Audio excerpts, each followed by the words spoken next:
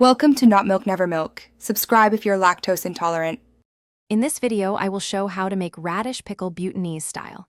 First, select about 1 kilogram of fresh, crisp radishes. Wash them thoroughly and trim both ends. You'll also need 2 tablespoons of salt, 1 tablespoon of turmeric powder, and 2 finely chopped green chilies.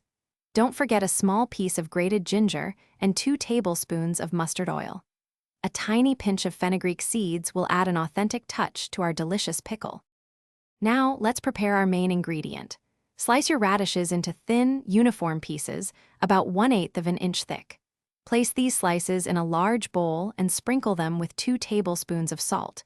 Mix well to ensure every piece is coated.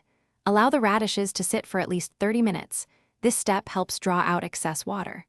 After 30 minutes, gently squeeze the radishes to remove as much liquid as possible, which prevents the pickle from becoming watery. Next, we'll infuse our pickle with vibrant flavors.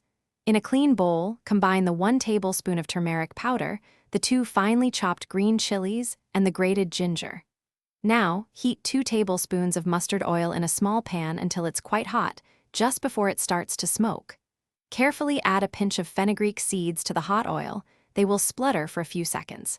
Immediately pour this aromatic, spiced oil over your radish mixture and mix everything thoroughly to distribute the flavors evenly.